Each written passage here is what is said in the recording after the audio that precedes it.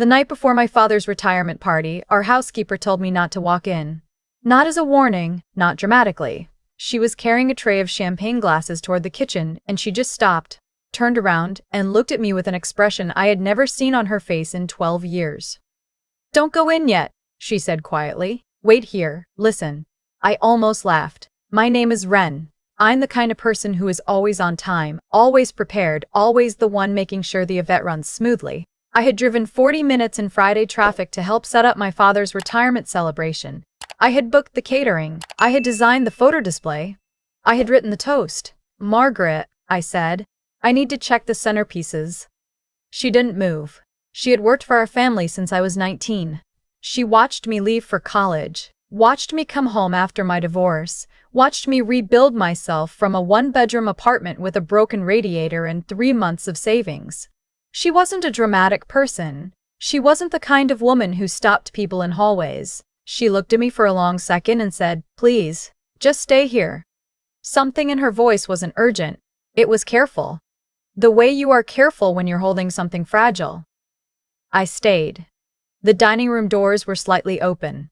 My father's voice came through first. Then my brother's, then a third voice I recognized immediately, Oliver. My fiancé. The man I had been engaged to for 14 months.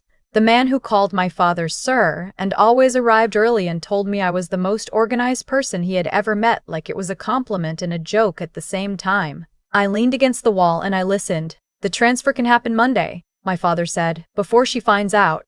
My brother said, "Is she going to push back?" A pause.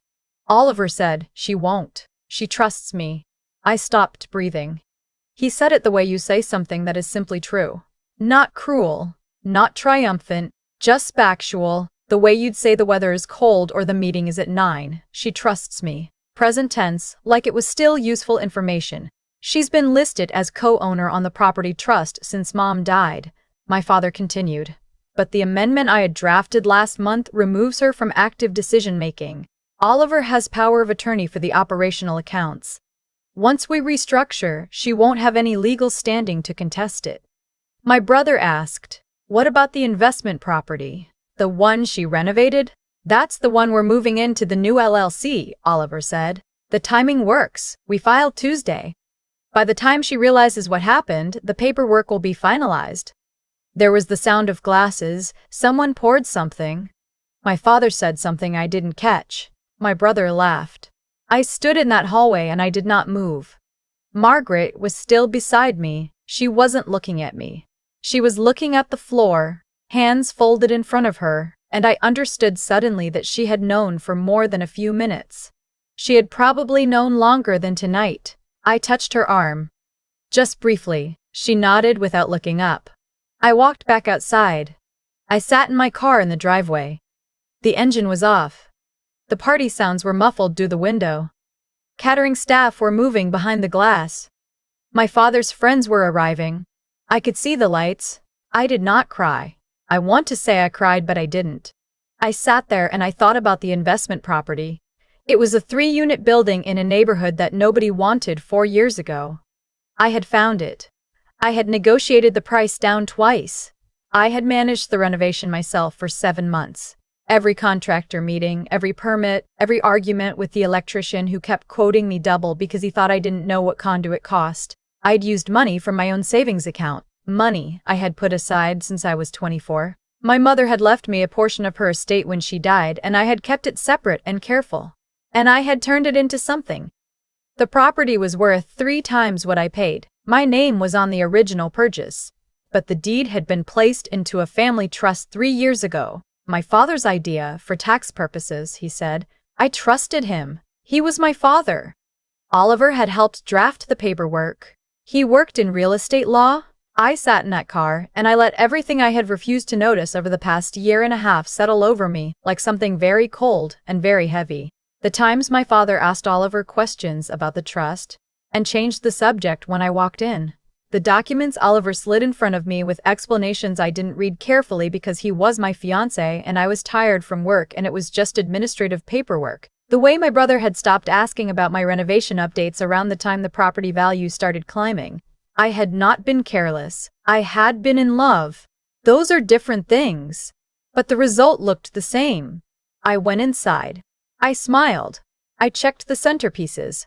I adjusted the photo display so the largest one, my father at 30, my mother beside him, both young and grinning, sat at the center. I greeted my father's colleagues and laughed at the right moments and refilled my glass twice without drinking most of it.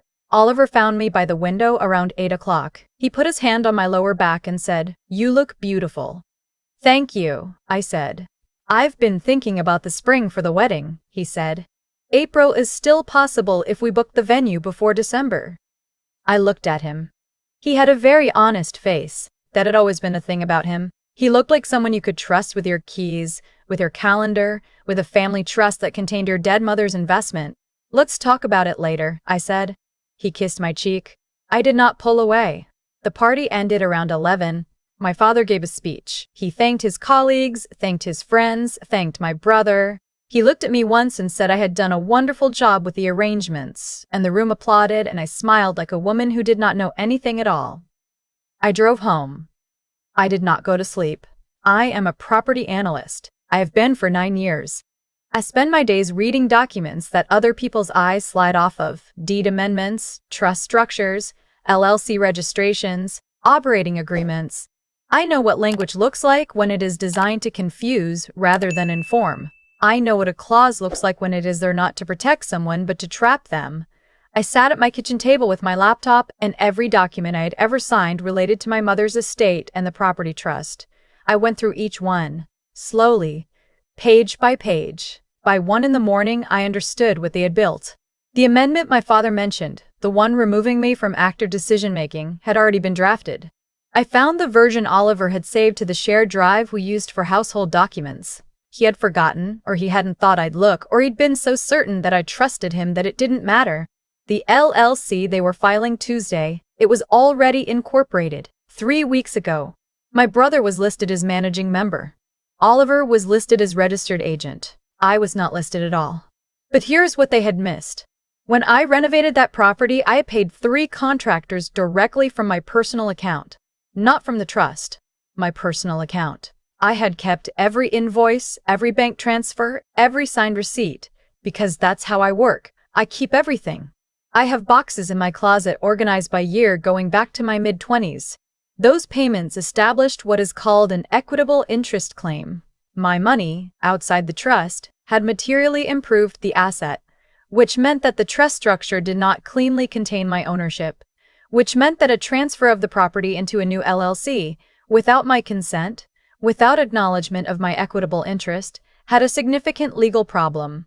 I also found something else. The power of attorney Oliver held, the one my father had referenced, it had a scope limitation I recognized immediately. It covered operational accounts. It did not cover real property transfers. Someone had drafted it narrowly, probably to look more legitimate, and in doing so had left the exact gap I needed. I did not call a lawyer at 1 in the morning. I made a list and said, Item 1, personal payment records for the renovation. Item 2, bank statements showing transfers from my individual account, not the trust. Item 3, the POA document with its scope limitation highlighted. Item 4, the LLC incorporation papers already filed, showing transfer of an asset in which I held undisclosed equitable interest. I wasn't building a case. I was building leverage. Monday morning.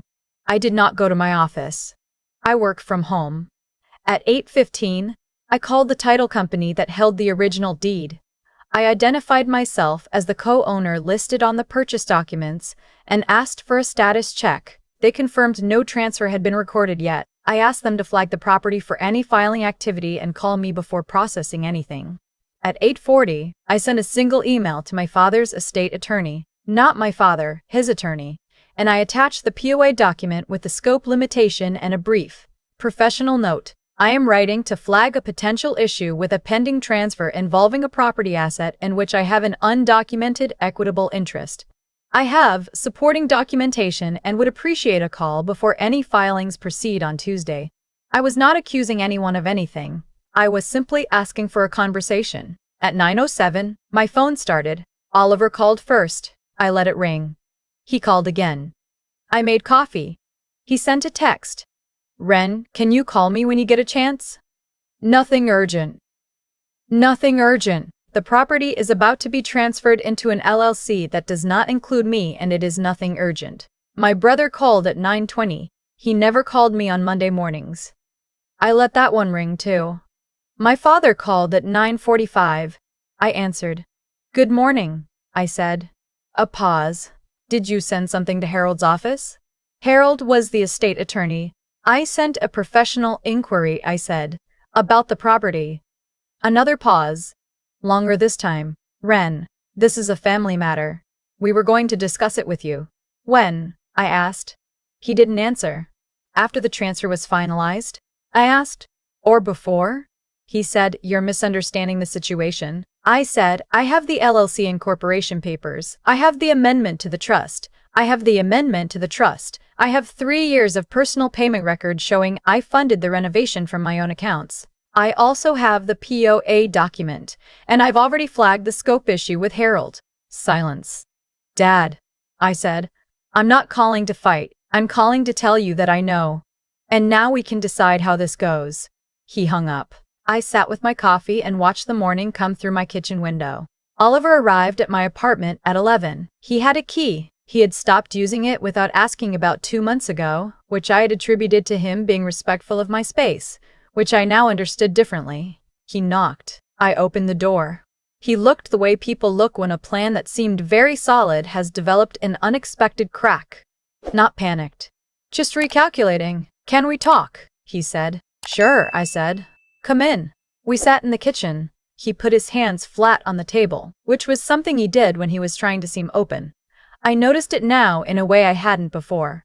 The restructuring was meant to simplify things, he said. Your father wanted to consolidate before the estate got more complicated. It wasn't meant to exclude you. My name isn't in the LLC, I said. That was going to be corrected. When? He looked at me. He had the answer ready. I could see him deciding whether to use it. He said, after the wedding. It made more sense legally to consolidate the structure once we were married. So it was going to be corrected, I said slowly, after I was legally bound to you. He didn't answer. I looked at him for a long time. He was wearing the jacket I had bought him for his birthday. He was sitting in a chair in my kitchen in my apartment in the building I had paid for. He had, at some point in the last 14 months, made a series of decisions that each individually could be explained and defended, and that together formed a wall I was supposed to walk into and never find a way through. I said, did you love me? Or did you need me in a specific position? He said, Wren, that's not fair. I said, I know. I stood up and I opened the door. He left. I won't say it didn't hurt. It hurt in a way that was quiet and total, the way structural damage is not loud, not sudden, but present in every wall. But I had work to do. Harold called me that afternoon. He was professional, carefully neutral, which told me he had already understood the situation better than he wanted to. We spoke for 40 minutes. I walked him through the equitable interest documentation. He asked careful questions. By the end of the call, he told me the Tuesday filing would be paused. Paused. Interesting word. My father called that evening. He did not sound like my father. He sounded like a man standing in a room that had fewer exits than he planned. The filing has been put on hold, he said. I know, I said. Harold thinks there may be a complication. There is a complication, I said. I'm the complication. A long silence. Then, what do you want, Wren? I had thought about this. I had thought about it the night before, and the morning after, and in every quiet moment between calls. I had thought about what anger wanted and what justice wanted, and whether those were the same thing. They weren't. Anger wanted them to lose everything. Justice wanted me to leave with what was mine. I want a buyout, I said. Fair market value on my share of the property, documented equitable interest included. Clean transfer, a signed release from all parties. And I want it in writing by the end of the week, he said. You'd walk away from the family trust entirely. Yes, I said. Your mother built that trust for? My mother built it for me, I said. And you used it without telling me. So I'll take my portion in cash and we can both stop pretending this was ever about protecting me.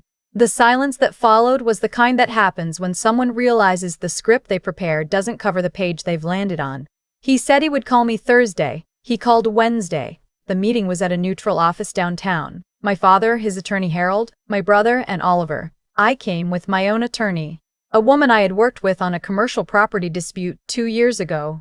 Calm, precise, the kind of person who made other attorneys nervous in a way they couldn't quite identify. I brought one folder. Inside was the buyout proposal. Fair valuation based on current market comparables. My equitable interest calculated from renovation costs plus appreciation. A clean release agreement. And attached at the back, a brief document I had prepared. A timeline of the LLC incorporation, the trust amendment, and the POA, with annotated notes on the procedural irregularities. I didn't threaten to file a complaint. I simply included it as an appendix, labeled Background, Procedural Context. Appendices speak for themselves. I slid the folder across the table and said, I'm not here to take anything that isn't mine. I'm here to leave. My brother looked at the table. Oliver looked at his hands. My father looked at me in a way I hadn't seen before. Not angry, not strategic, just tired. Like a man who had expected a different version of his daughter to show up. Maybe he expected the version that still needed him. That version had been in a hallway on Friday night before she started listening. Harold asked for 48 hours to review the proposal. My attorney said 36. The funds were transferred on Friday afternoon. I resigned from the family trust formally, in writing, with no additional commentary. My attorney filed the release. Harold countersigned. It was 3 pages of document and 12 years of something that I set down very carefully on a table and walked away from. That evening, I went to see Margaret. She opened the door before I knocked. She had seen my car pull in. I handed her an envelope. Inside was a check, a real one, not symbolic enough to matter, and a card. I had written 2 sentences. You are the reason I was standing in that hallway. I will not forget that. She held the envelope for a moment without opening it. Then she looked at me and said, I wasn't sure you'd be okay. I wasn't sure either, I said. She nodded. She put the kettle on. We had tea in her kitchen and she asked me what I was going to do now, and I told her I was looking at a property in a neighborhood nobody wanted yet. She laughed. It was the best sound I had heard all week. My brother texted once a few days later. Was it worth blowing everything up? I didn't reply, because the thing he couldn't understand, the thing none of them could understand, was that I hadn't blown anything up. I had simply stopped holding it together. There's a difference. The structure they were standing on was built with my money, my labor, my name, my trust. When I withdrew all of those things, it didn't collapse because of something I did. It collapsed because without me, there was nothing underneath it. I didn't destroy the house, I was the foundation. And now I've moved out. Oliver returned his key through the mail slot 3 weeks later with no note. I put the key in a drawer I never open. Maybe someday it will mean something to me as a symbol of something learned. Right now, it's just a key. My father and I have not spoken. I think that might be the most honest thing that has happened between us in a long time. The new property is a single building, 4 units, 2 blocks from a park they are renovating next year. I got it under contract last month. I negotiated the price down once. I am managing the renovation myself. Every invoice goes in a folder. Every folder goes in a box. Every box is labeled by year. I don't fund other people's futures anymore. I build my own. I've thought a lot about what made that Friday night different from every other Friday before it. The honest answer is, nothing did. The plan had been in motion for months. The documents were already drafted. The LLC was already filed. Everything was already decided. The only thing that changed was that I stopped walking and started listening. That's the part that stays with me. Not the betrayal itself. Though that was real, and it cost me something I haven't fully named yet. What stays with me is how close I came to walking through that door. How easily I could have smiled at my father, hugged Oliver, checked the centerpieces, and gone home that night, knowing nothing. They were counting on exactly that. They had built an entire structure around the version of me that keeps moving, keeps trusting, keeps funding things without asking enough questions. And for a long time, that version of me was real. I don't say that with shame. I say it because I think it matters to be honest about it. Trusting people you love is not stupidity. It is a reasonable thing to do. The problem is that some people recognize your trust not as something to honor, but as something to use. And they will use it carefully, incrementally, in ways that each individually look like love, until one day the whole shape of it becomes visible and you understand what you are actually looking at.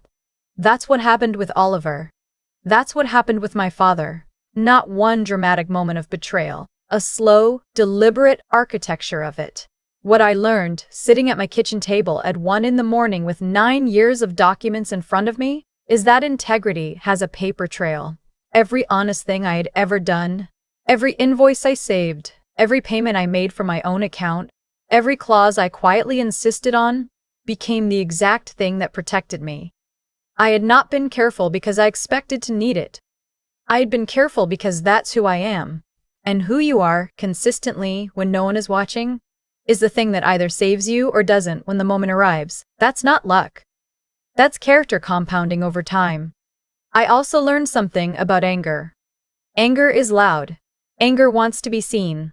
Anger would have had me standing in that dining room on Friday night, confronting 3 people who had already made their decisions and would have simply denied everything. Anger would have cost me the only advantage I had, which was that they didn't know I knew. I chose to be quiet instead. Not because I wasn't hurt, but because I understood that the most powerful thing I could do was think clearly when every instinct wanted me to react. Wren made a choice that night to not be the version of herself they had planned for. She didn't fight to reclaim the table they had built. She walked away from it entirely with what was hers on her own terms. That's not giving up. That's understanding the difference between what you're owed and what you're willing to carry. Margaret handed me something irreplaceable when she stopped me in that hallway. I gave her a check because it was the right thing to do and because she deserved more than gratitude. But what she really gave me was a moment of clarity inside a story that had been written around my blind spots. Not everyone gets that. Some people never find out. Some people fund the whole thing and never know what it cost them. I found out, and I chose to leave with my name intact, my money recovered, and my ability to trust my own judgment, which, it turns out, had been right all along. I just hadn't been reading the documents carefully enough. I read everything carefully now.